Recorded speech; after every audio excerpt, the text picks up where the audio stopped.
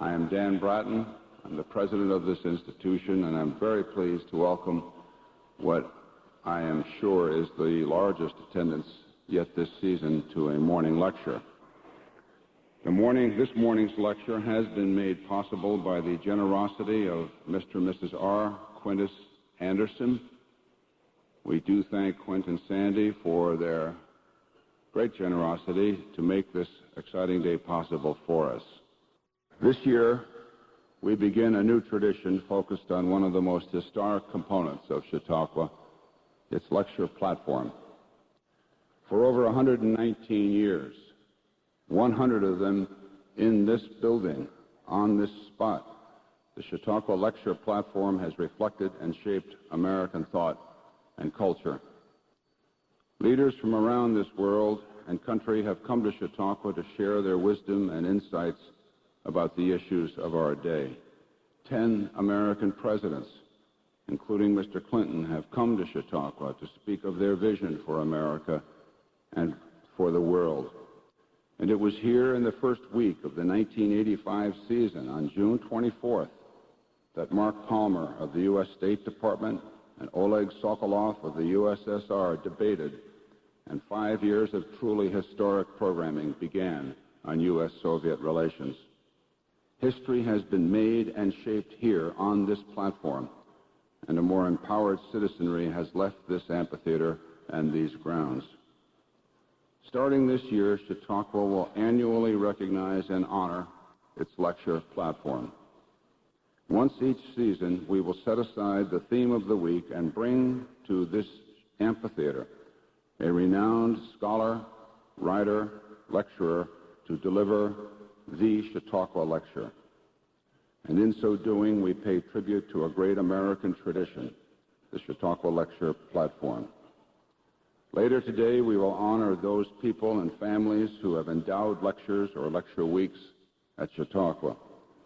This opportunity to expand materially our lecture program endowment is an important component of our current Chautauqua Challenge campaign, for that which we recognize today must be strengthened and assured for generations to come. And to those who have begun this task through their philanthropy over the course of Chautauqua's history, we offer our deep, deep appreciation.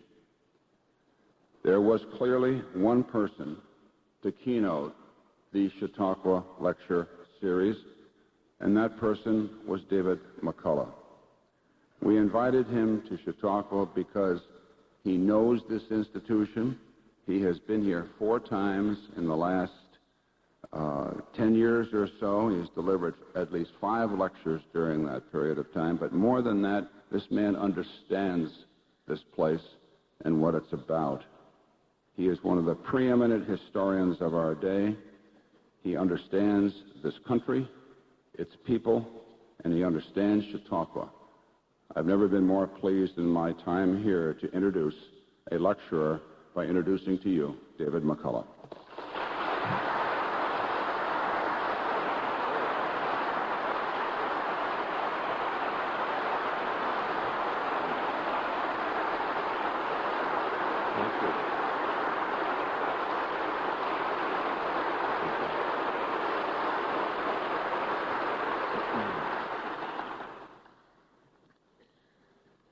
I would like also to express my gratitude here at the start to 2 Chautauqua historians, Alfreda Irwin and Jeffrey Simpson, for their help in some of what I'm about to say, and to thank the staff of the Smith Library for letting me use the archival collection.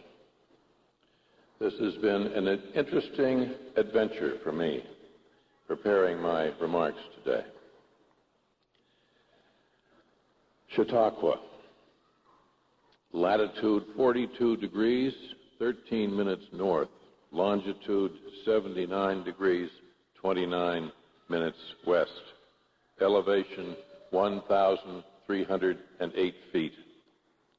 Chautauqua, C-H-A-U-T-A-U-Q-U-A. It has the distinction of being both a point on the map and a word in the dictionary. An educational and recreational assembly with a program of lectures, concerts, etc., reads Webster's Third College Edition. And it is more of the utmost importance. Chautauqua is part of the American imagination. It belongs with Concord, Massachusetts, or Hannibal, Missouri, or Springfield, Illinois, as one of those places that help us define who we are and what we believe in. It has its own mythic force, Chautauqua does. And while there have been other Chautauquas so called, this is the Chautauqua. There is no place like it. No resort, no spa, not anywhere else in the country or anywhere else in the world.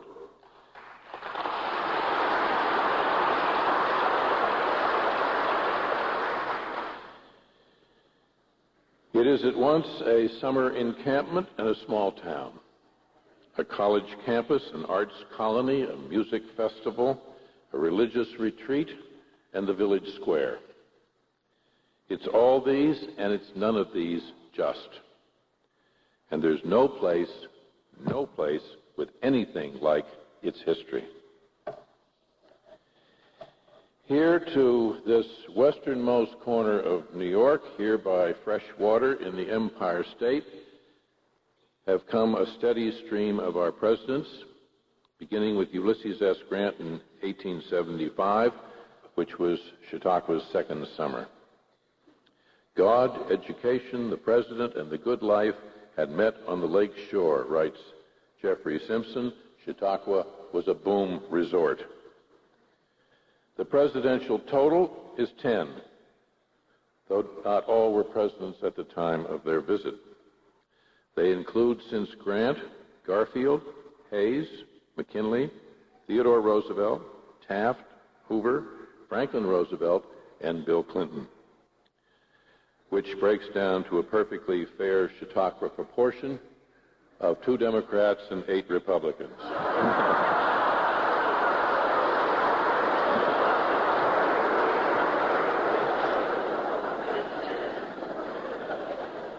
The parade of presidential aspirants has been greater still. William Jennings Bryan, Al Smith, Alf Landon, Henry Wallace, Norman Thomas, Bobby Kennedy. Alf Landon, it might be noted, in the summer of 1936, drew an even bigger crowd than Franklin Roosevelt. From this platform, too, have spoken many of the nation's great religious figures: DeWitt Talmage, Harry Emerson Fosdick, Gustav Gotthiel, Reinhold Niebuhr, and such pioneers in American education as John Dewey, Harvard's President Charles W. Eliot, President Nicholas Murray Butler of Columbia, and William Rainey Harper, the founding president of the University of Chicago, who was also one of the driving forces of Chautauqua in its most formative years. Authors, journalists, historians, philosophers, inventors, industrialists, financiers, champions of social and political reform have stepped before Chautauqua audiences year after year in good times and bad. In wartime, depression, summers of privation and social upheaval, and summers of peace and plenty. Powerful historic words have been said from this very podium, speeches that not only moved the audience at hand, but the whole nation at large. "I hate war," said Franklin Roosevelt here on August 14, 1936, the year that Hitler marched unopposed into the Rhineland. Fully 12,000 people filled the amphitheater that day in the face of a horrendous downpour. "We are not isolationists," he said, "except insofar as we seek to isolate ourselves completely from war. I have seen war. I have seen war on land and sea. I have seen blood running from the wounded. I have seen cities destroyed. I've seen children starving. I've seen the agony of mothers and wives. I hate war." And to this same stage have come hundreds, many hundreds of musicians over the years. Soloists, composers, dance bands, great symphony orchestras, a whole history of music in America over the past century could be written from the chronicle of Chautauqua performances. Imagine the music that has been played and heard in this very space. Victor Herbert and his orchestra, the Detroit Symphony, the Pittsburgh Symphony, Marian Anderson, Yehudi Menuhin, Jose Iturbi, Van Cliburn, Gladys Swarthout, Richard Tucker, Theodore Bickel, the Mormon Tabernacle Choir, the Harvard Glee Club, Count Basie, Stan Kenton, the Glenn Miller Band, Lionel Hampton, Duke Ellington, Ray Charles, and Ella Fitzgerald. Now, it hasn't all been superlative, of course. Chautauqua is eclectic and egalitarian, as is America. The offerings have ranged far and wide and often not very deep. From Phillips Brooks or Buckminster Fuller to Rod McEwen and Pat Boone. And lately, I understand you've had a visitation from 10,000 maniacs. If themes of vivid originality have been expounded here, if the great throngs gathered in this place have known moments when the best of American intentions, our highest ideals, were expressed with memorable eloquence, there has also been a great deal of plain old-fashioned malarkey. A lot has been said that has been fatuous, preachy, silly, narrow, self-righteous, and a lot no better than oratorical kitsch. Of course, typically American, it has been said repeatedly of Chautauqua. Theodore Roosevelt himself offered that interpretation here on a summer day in 1905. He told his audience they were a typical American gathering. But then, thinking better of what he'd said, thinking perhaps Chautauquans might regard that as faint praise, he recovered himself and explained it was a gathering that is typically American in that it is typical of America at its best.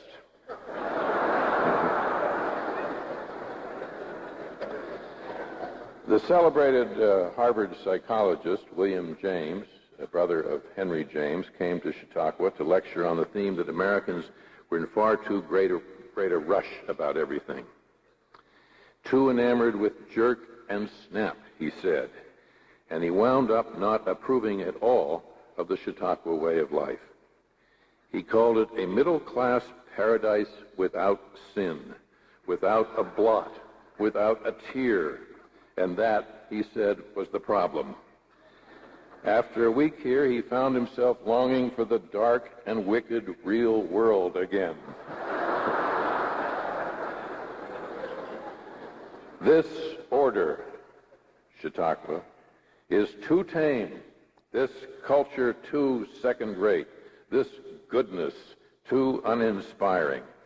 In this unspeakable Chautauqua, there was no point of the compass visible from which danger might possibly appear.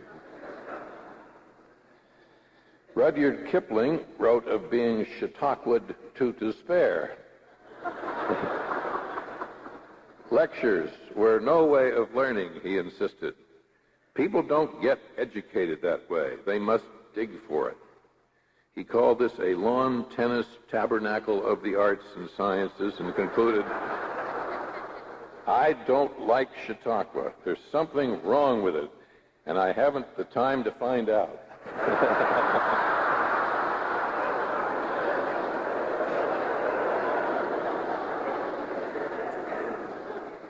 But if ever there was the perfect, the ultimate Chautauqua platform star, the very personification of what Chautauqua meant to America in that time, it was William Jennings Bryan, who spoke here just a few years after Theodore Roosevelt in 1907. Now, Bryan had already run twice for the presidency, and he was running again that summer. He was only 47, very much in the prime of life, and was widely considered as the most spectacular orator in the land. Besides, he had been in Nebraska a member of the Chautauqua Literary and Scientific Circle, and in his first appearance here, he caused a sensation. I am glad that I live in a country where a man of the common people, if he is worthy and able, can rise to the highest position in the land and retain it for a while, and when the people are through with him, can be put down. I am glad to live in a country like this, even if one does take the risk of being put down before he is taken up. But in that same speech, he also said this: those who are responsible for the inauguration of this Chautauqua movement will influence people 1,000 years after today. It is impossible to calculate the good it will do. Those, therefore, who gave this thought to the world, impelled by heartfelt interest in the human race, have built themselves a monument that will endure when all the monuments of material elements have crumbled to the ground. Well, what about that? What about Chautauqua then and now? Chautauqua and American culture. What might be said here now from the vantage point of high summer 1993? First, as a beginning, it should be stressed that fundamental was the idea, the ideal of building for the future.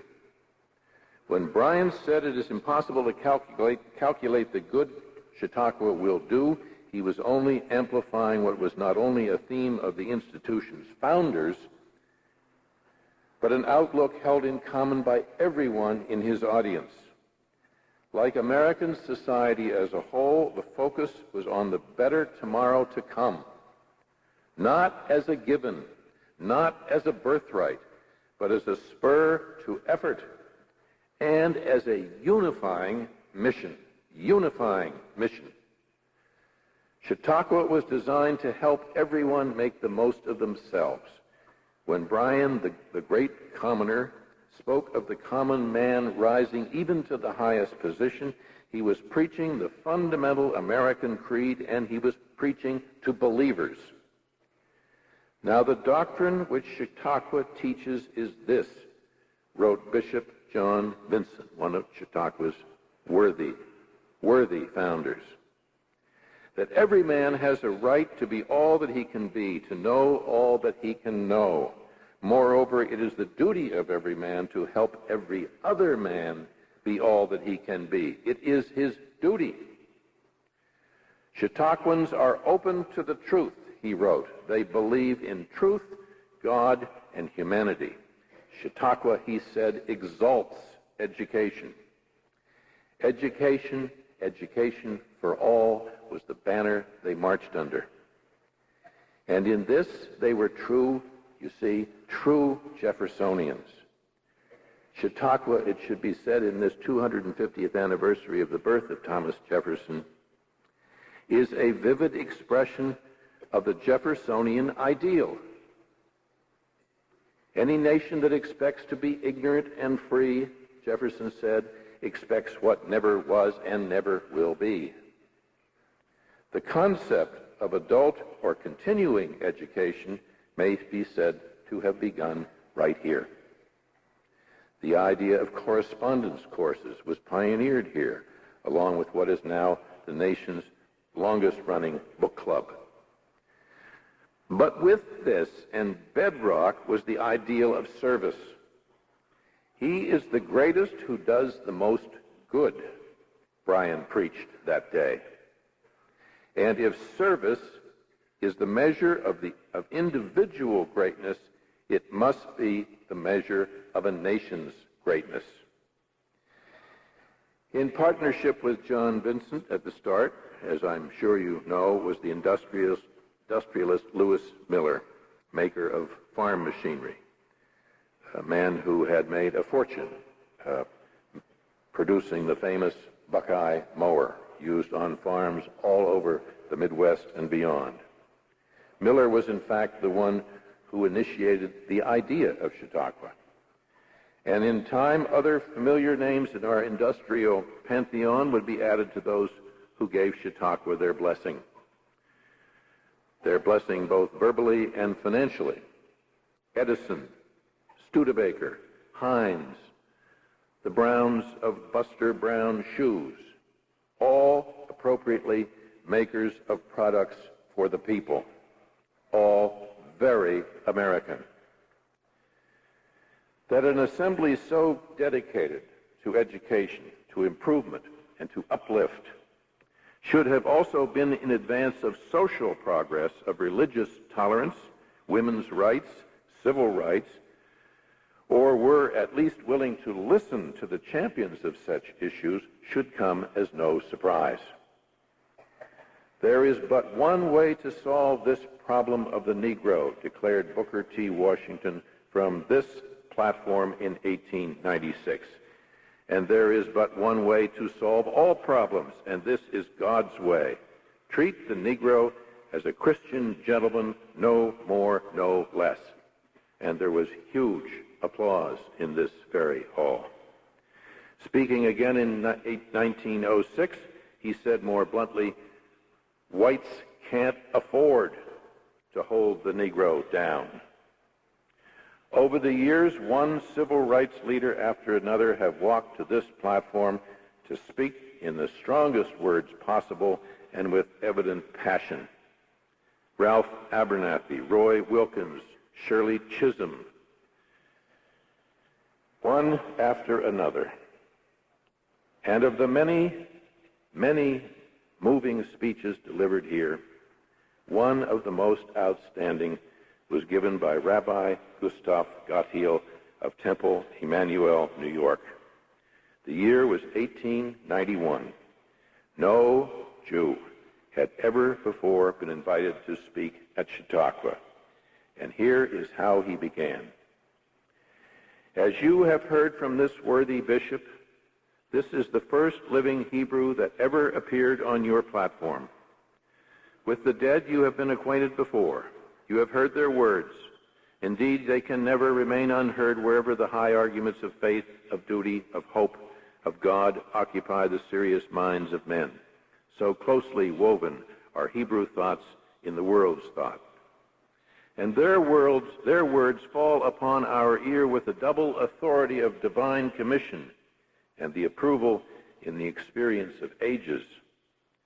We still receive their words with reverence and gratitude. But the living can claim no exception from the standards which are recognized in the intellectual intercourse of man. He can take no shelter under the wings of his great ancestors because he may claim a lineal relation to them. He can only speak as man to man, as citizen to citizen, as fellow seekers after truth and fellow searchers after God. Speak to one another, if haply by their combined efforts they may feel after him. So I desire to stand before you here today. I would ask you to forget even the differences that exist between us, and to remember only, in order to put the whole matter into a phrase that will be most agreeable to you, that after all, I am but an Old Testament Christian, and you but a New Testament Israelite.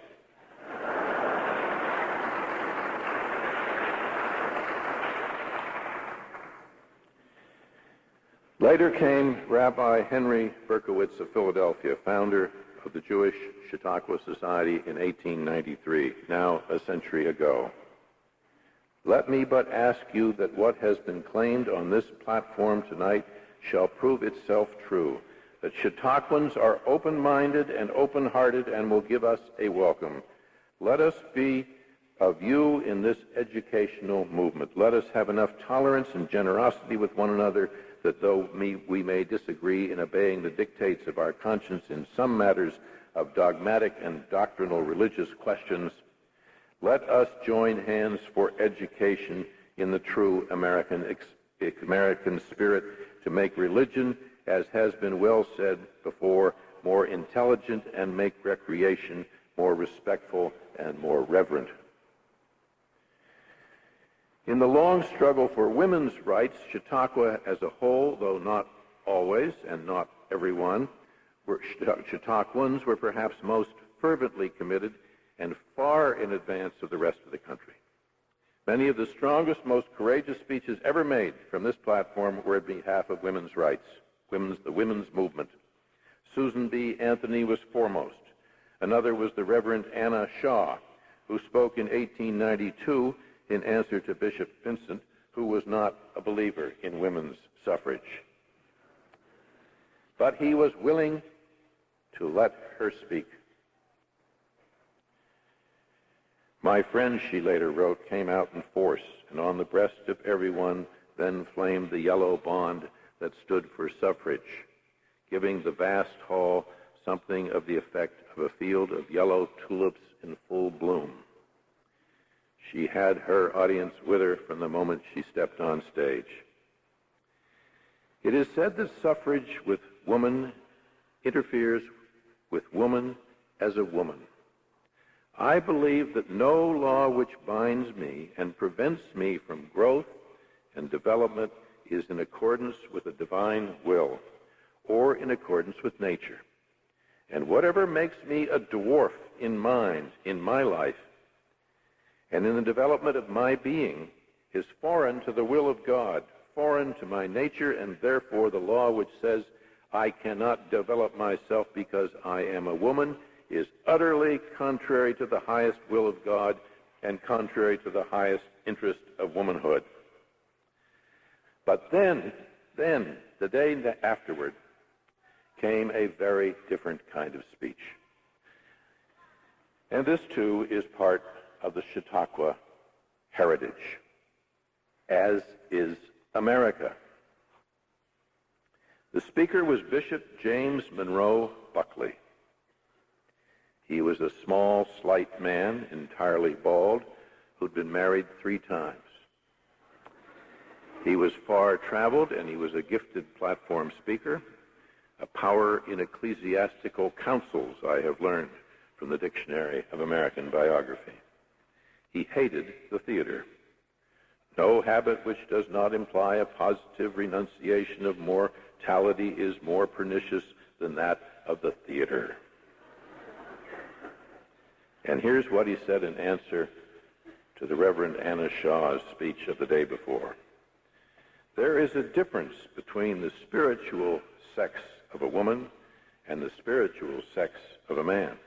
The peculiar controlling masculine element is the understanding, and the peculiar feminine element, the supremacy of the affections. It is only because of the feminine soul as well as the feminine body that the family relation can be sustained.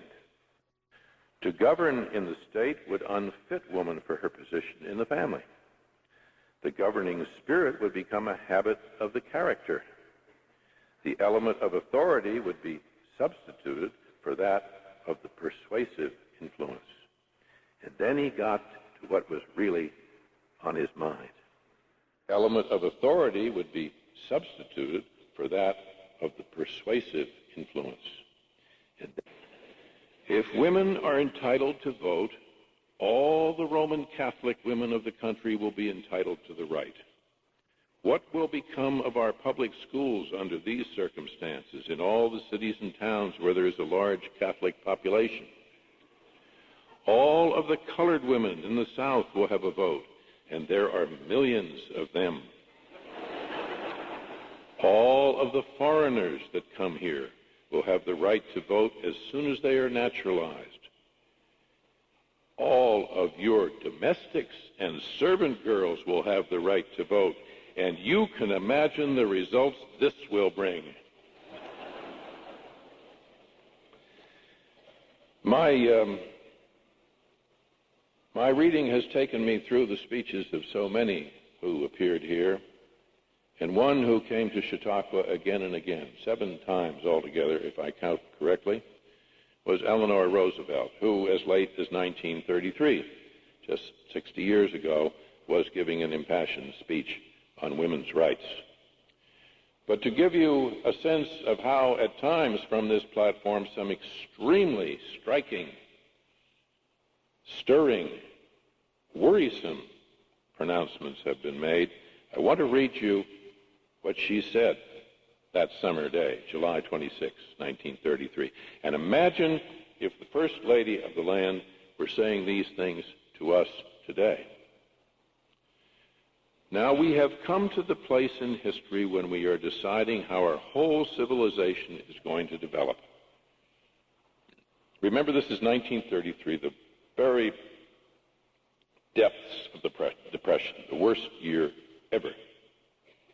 It may be that no one is ever again going to make as much money, for instance, in this country as they did during our great years of prosperity.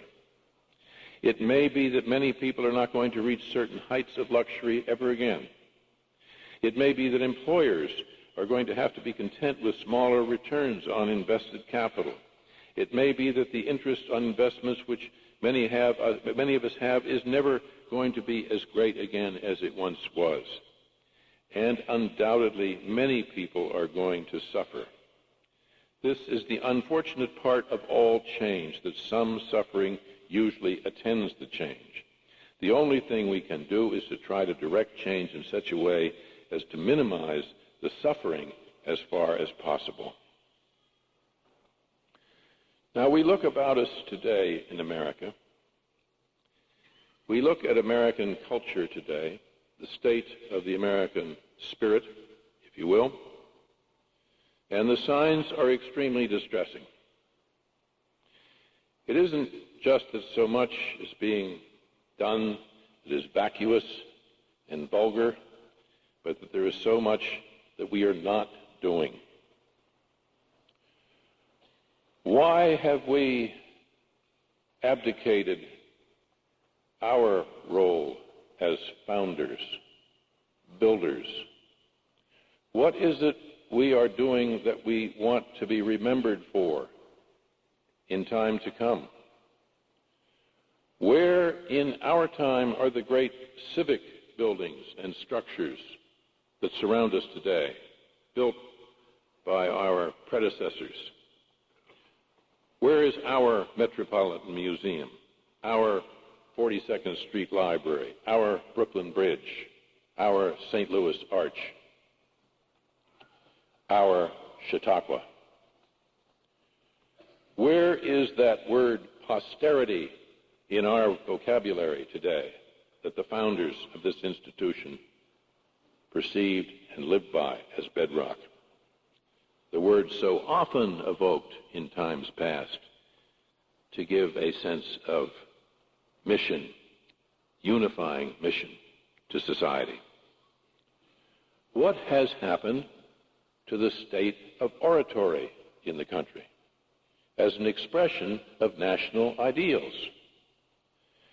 How is it that with all the babble and all the talk about the talk about the talk in last year's political campaign, last year's presidential election, that there was not one memorable speech delivered, not by any of the candidates, not a sentence, not an idea expressed that anyone will ever remember or need to remember or wish to remember?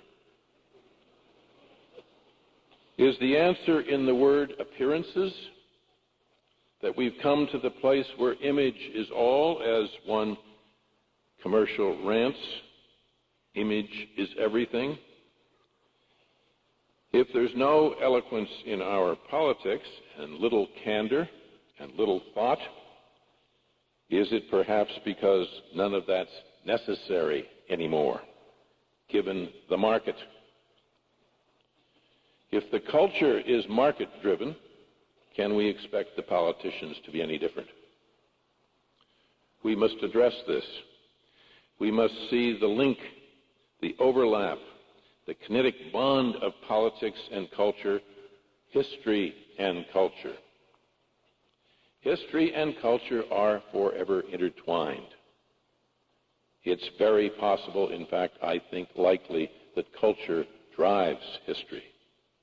And yet we separate them in our society, in our schools, in our curricula, in our television productions. We teach the history of science, the history of medicine, the history of art, the history of music, the history of law, the history of finance, the history of industry.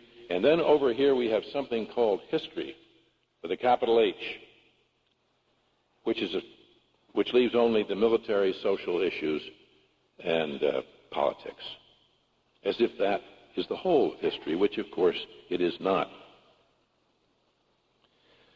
Culture is what matters. And one measure, surely, of what culture is, what we care about, is how we spend our money.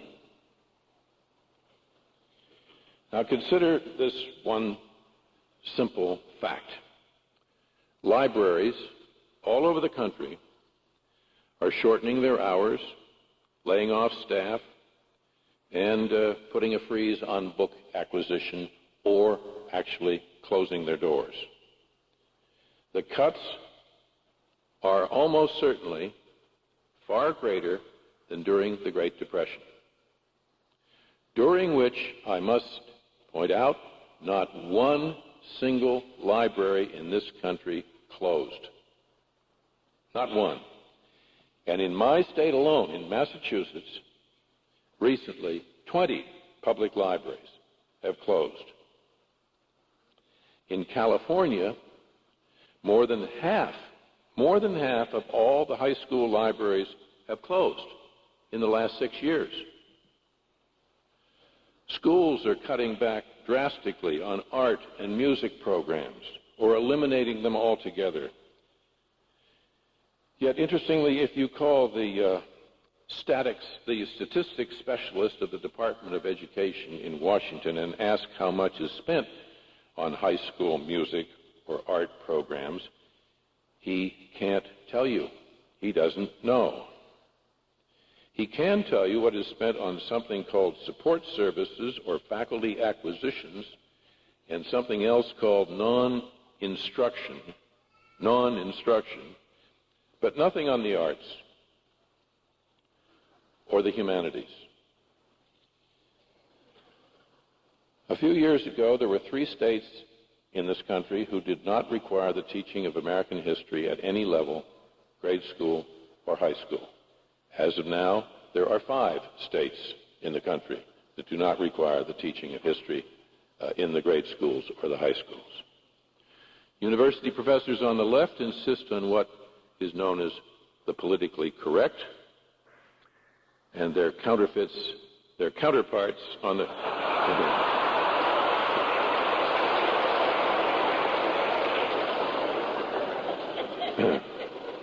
Here's to Freud. Their counterparts on the right, off campus and on, decry them as thought police. The debate rages. Is this the new McCarthyism? Yes, it is. No, it isn't. Meantime, according to an article in last week's Boston Globe, 48%, in other words, nearly half, 48% of all students on university campuses in the land haven't the faintest idea who Joe McCarthy was. And how in God's name have we arrived at the point where some 20% of the nation, this supposedly best informed population ever, think maybe the Holocaust never happened? How have we arrived at that? The television sets go night and day, and network programming gets steadily more atrocious. Public television is in the doldrums. Money for programming is nearly impossible to find, even for proven quality program. Fact and fiction blur everywhere, on television, on the movie screens, on the printed page. A biographer lifts the work of other writers, makes up dialogue, and says he's only pushing the outer reaches of the envelope, whatever that means, and nobody seems to care. So here we are at Chautauqua. What can we pull from this place, this experience? Well, one thing surely is the old idea of the rise of the common people. We Americans, not common in the sense of being low, but being citizens of the United States of America.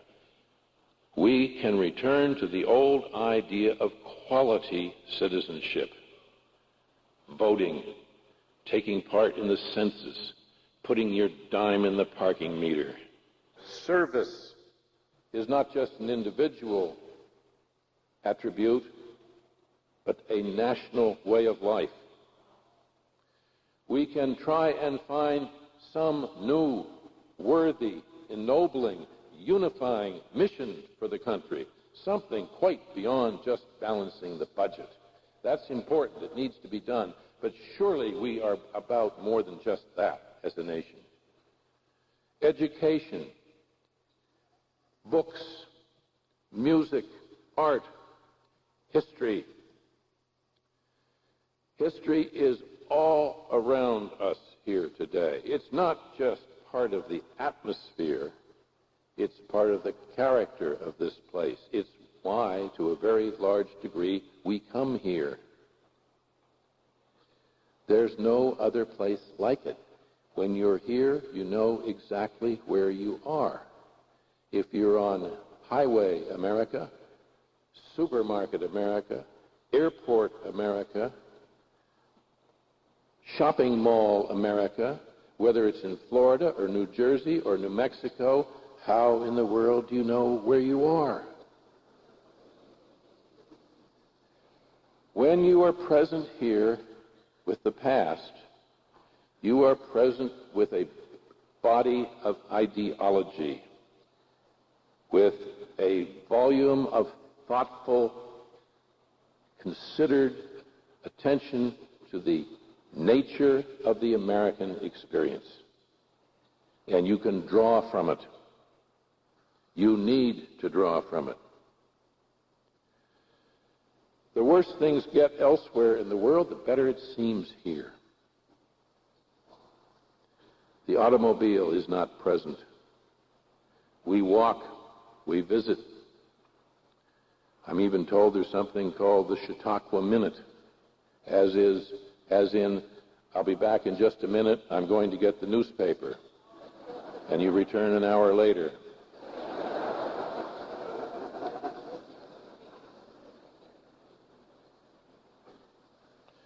I am on the newly appointed and elected to the Board of Directors of the National Trust for Historic Preservation. And one of the efforts being made under the new director's leadership, Richard Moe, is to think not just about saving individual buildings of historic importance or cultural value, but whole groups of buildings, whole communities. This is an approach to the handling of space by architects everywhere.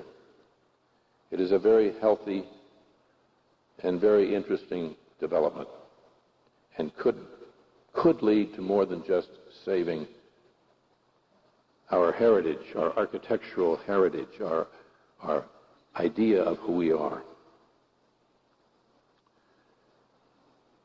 Now, the time is going to come very soon when everybody's going to go home from Chautauqua. You're all going to pack up and go, and the days will get a little shorter and a little cooler. The leaves will start to turn. The place will be empty. It won't be anything like what we feel here today. And the chief reason for that is that you will be gone. You are Chautauqua, just as you are the nation. And it does no good to blame politicians. If we don't like them, we can remove them. It does no good to say that they are behind the curve of what we want. They have always been behind the curve. That's the way the system works. They will move as we want to move. And it's very valuable to come here and be among friends in the quiet of this so pastoral, by contrast, so pastoral a setting. It's not just good for the brain is good for the soul. And I would like to close with something wonderful that I found in a tiny little book written in 1854, 20 years before this institution opened for its first summer. It's a book called The Camp Meeting Manual. And of course, the lineage of Chautauqua comes directly from the old Methodist camp meetings. The author was a New York Methodist preacher named B.W. Gorham. And listen to these lovely words. The truth is, human life needs to be dotted over with occasions of stirring interest. The journey asks its milestones, or rather, if you please, its watering places along the way. Our nature requires the recurrence now and then of some event of special interest, something that shall peer up from the dead level of existence, an object for hope to rest upon in the future, an oasis in the desert of the remembered past. On you go.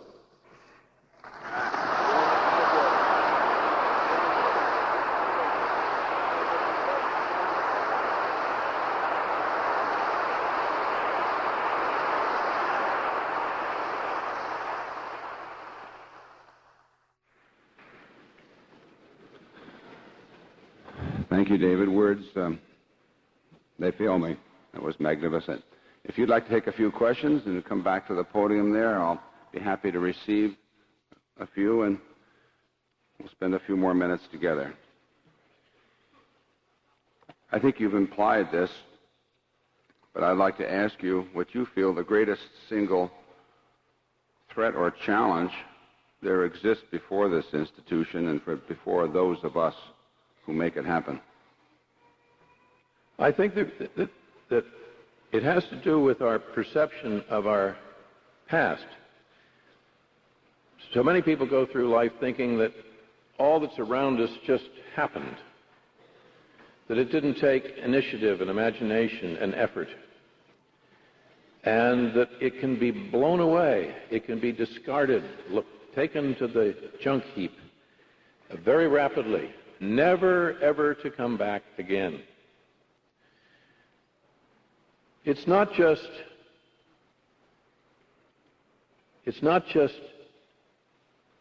ignorant to be indifferent to history. It's rude. It is being ungrateful, rude toward all those people who work so hard to give us what we have here in this nation. And we have to not only be the custodians of that, we have to improve upon it. The people who built this institution, who built this country, believed fervently, no matter what their religious denomination or ethnic background, that it was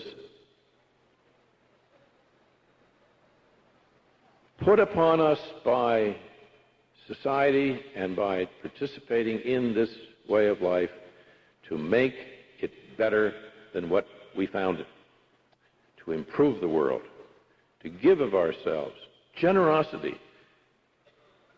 Generosity. The happiest people I know, both from the past and in the present, are people who are generous, not just with money, but with themselves, with their talent, with their efforts. The gregarious person is someone who goes out, who is giving of herself, himself, to others. I specialize in long answers to questions, so I'll stop now with that.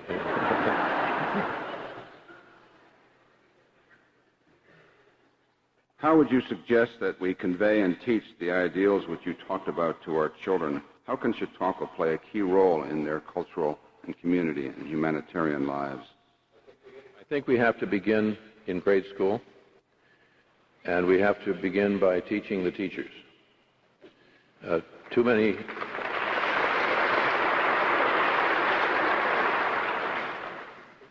it isn't just that so many schools now are not even requiring the teaching of history, but the quality of the teaching and the quality of the books the children read is going steadily downhill. And I think the fundamental way to teach history, whether it's in the classroom or on the screen of the television set or in a book, is very simple. Tell stories.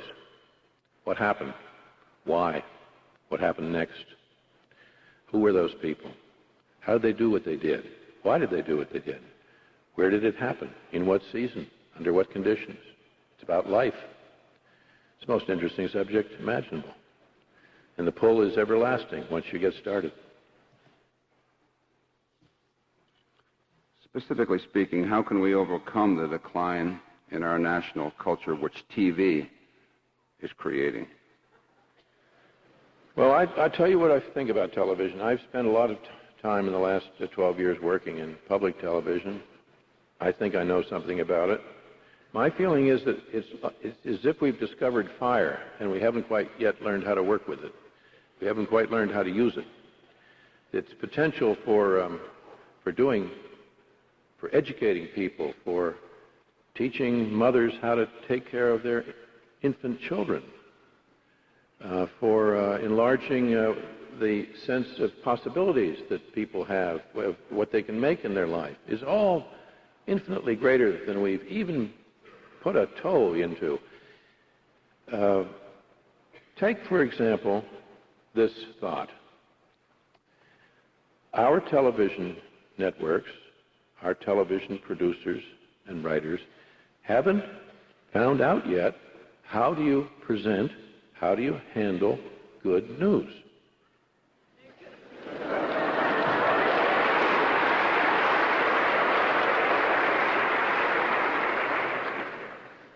Bad news, of course, can hold an audience just like that.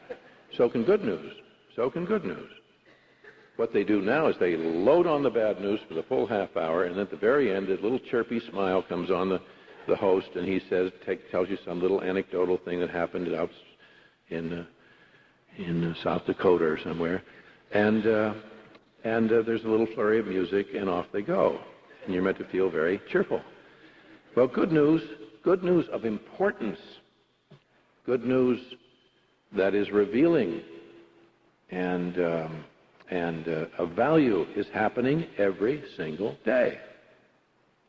And yet nobody reports it.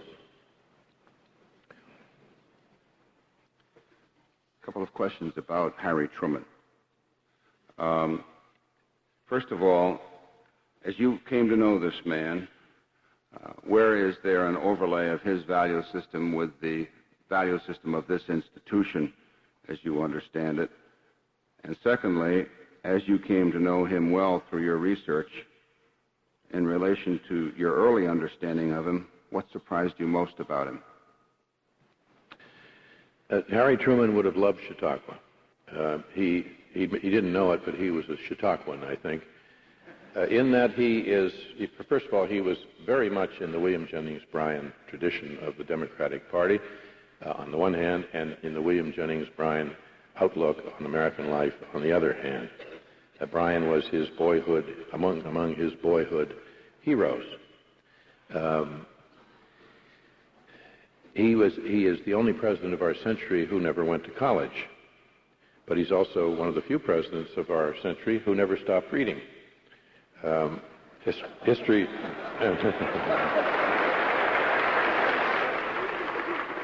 He once said that all readers can't be leaders, but all leaders must be readers. And he read history and biography over and over. He also said something wonderful. He said, the only new thing in the world is the history you don't know. There it is, you see. So simple. The only new thing in the world is the history you don't know. The second part of the question was about... Well, as you came to know him well through your yes. research, what surprised you most as you proceeded through your research? Well, I think there were three things. First of all, that, and most importantly, that he was a far more thoughtful, intelligent, well-read, considerate, sensitive, sentimental, and hardworking man than I had any idea, or I think that the country ever understood. He withheld that side of him to public display, and I think that was a failing on his part. Harry Truman was no hick. He is the only president I know who used to go regularly to the National Symphony because he loved serious music, and if they were playing one of his favorite composers, Chopin or Mozart, he would take the score with him. Secondly, he was not an accidental president. And what I found out and what I was able to find in the record, verifiable information about the Chicago Convention of 1944 really was an eye-opener to me. They all knew then that Franklin Roosevelt was a dying man. They all knew his days were numbered, and that they were there at Chicago not just to pick one president, but two presidents. So therefore, that battle for the vice presidential nomination is really quite dramatic at the time and very, very important to us historically. And the third point, I think, is that Truman, we are inclined to think, only now emerges as the figure of decisiveness and strength and integrity. And that nobody saw that then. Well, they did see that then, not as clearly and not as uniformly as today. But General Marshall, Winston Churchill, Dean Acheson, Arthur Kroc, the head of the New York Times Bureau in Washington, Henry Steele Cumminger, the great historian, all were saying, this man is really something. And he is going to go down in history as one of our greatest presidents. They all said it. Churchill said that he more than any other single human being, saved Western civilization. And he said it in front of other people, including Harry Truman. So that was a shock. I was also surprised that he took a drink of bourbon first thing every morning.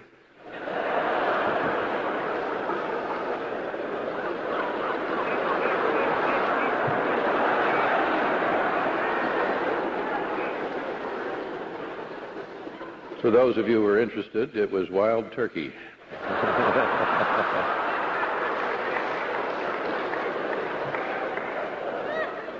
And as Lincoln once said about those who were carping about Grant's use of whiskey, maybe we should send a barrel of wild turkey to Bill Clinton.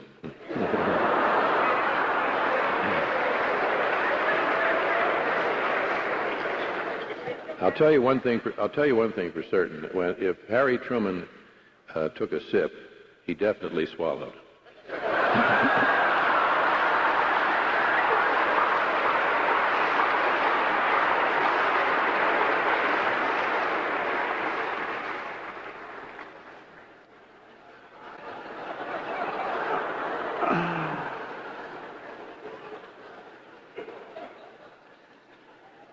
There's one more thing I like about Harry Truman.